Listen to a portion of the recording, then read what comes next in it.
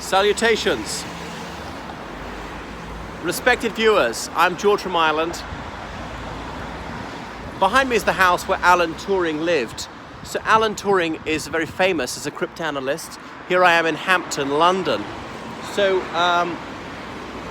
Alan Turing, he is best known for being part of the Bletchley Park group of code breakers. I tell you what, I better turn the light up to the max, because here I'm, it's not so bright here in the evening. Hampton in London on Hampton Hill is the name of the road, even though there is no hill. So he was half Irish and half English, if memory serves. He went to Sherborne School, one of the very few famous people to have attended that one, Hugh Bonneville being the other, that Hollywood actor. And then he went to Cambridge University, so he was a mathematics whiz. He had a severe case of Asperger's syndrome. And he published a thesis on computable numbers. And computers, as we know them, didn't exist. The Countess Ada Lovelace had invented some sort of primitive computer in the 19th century. There was Charles Babbage's calculating machine. Remembering to compute means to do a mathematical calculation. Anyway, so then the Second World War broke out, and he was recruited by Bletchley Park, which is this stately home near Oxford, but that's where the United Kingdom's cryptanalytical centre was, to intercept German-coded messages and try to decrypt them.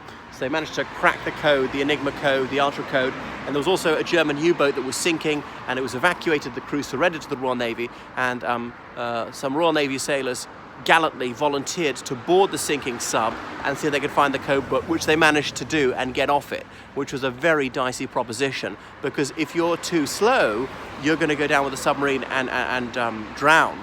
But successful, and that was obviously crucial. Therefore, the Allies knew more or less all the Wehrmacht's movements, knew the next move, was able to inform the Soviets what was happening, where their troop positions were, and all the rest of it, when they're advancing, when they were going to retreat. The Third Reich was not able to pull any surprises from quite early on in the war. That doesn't actually win you the war, you actually have to fight them. Like Crete, the Allies knew the entire German plan. The Germans still succeeded. They knew exactly when they're going to land and where. But that was very important. As Sir Christopher Andrews said, that professor said, had it not been for Bletchley Park, the Allies still would have won, but not till 1946 or even 47. A lot more people would have died. So he went to Bletchley Park right at the beginning of the war, and part of one of the huts, as they called them, this huge computer was there, took up 2 whole rooms, could only be used for an hour a day because it used up so much electricity. Electricity, like everything else, was in short supply.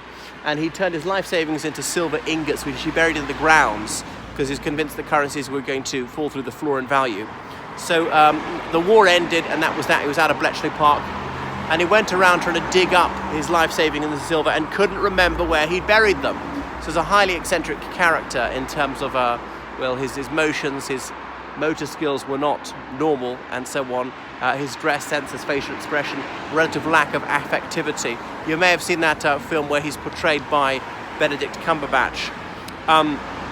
So he was a mathematics don after the Second World War. He moved to Manchester, and then in 1954 he reported to the police that he'd been the victim of a crime. A young man had stolen something from his house, and the officers of the law inquired as to how this youth happened to be in Mr. Turing's house. And Alan Turing acknowledged they'd invited the young man in, and it was with a view, that they'd had a homosexual encounter, a consensual one. And having acknowledged that, the police then arrested him, and he was going to be charged with gross indecency, which carried a sentence of a few months. There could be some sort of aversion therapy, shock therapy, estrogen injection to try and turn them hetero. And we couldn't face that, so he injected some cyanide into an apple and bit into it, committing suicide at the age of 42. And so that was that. It was relatively forgotten for decades after his death, but he's been honoured subsequently, and his conviction has been pardoned posthumously. They've exonerated all these people who were convicted for gay offences. So that's Alan Turing. You can't go into his house. It's a family house. I've met the woman who lives there. And there's an Alan Turing school close to here, named in his honour. So that is Alan Turing. All right, I'll switch it off now.